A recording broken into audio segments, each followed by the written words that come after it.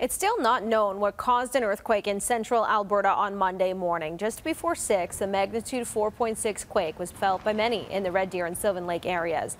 There were no reports of any damage or injuries. Given that earthquakes are not common in the region, the tremor caught many by surprise.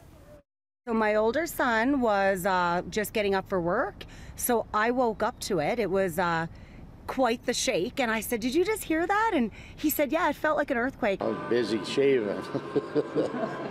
the razor cut away. If you can think about riding on top of a cement truck, just a big shudder. Researchers at the U of A have previously found fracking to be behind multiple earthquakes in Alberta's Fox Creek area, notably a 4.9 magnitude quake in 2016.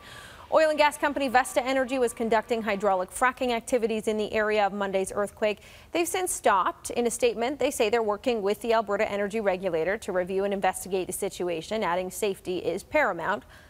Joining us now from Global News Radio 770 CHQR is Danielle Smith. You're diving a little bit deeper into this one today on your show. We are. We're going to talk to an earthquakes expert to find out what this might be. It's interesting they say that it's rare for the area, and then you read the news stories and they say, well, one happened in 2016 and another one happened in 1997. So there's something about this region that makes it susceptible to these kinds of land shifts. So I don't know if it's natural geology, so we'll explore that option.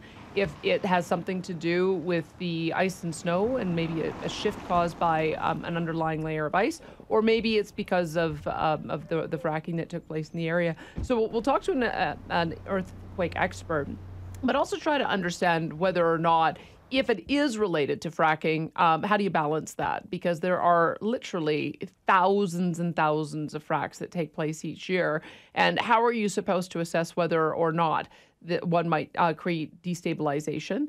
And when it does create instability, as you've mentioned in the Fox Creek area, how do you gauge whether or not it's serious enough to curtail? I mean, 4.6 on the Richter scale sounds serious because it's a 10-point scale.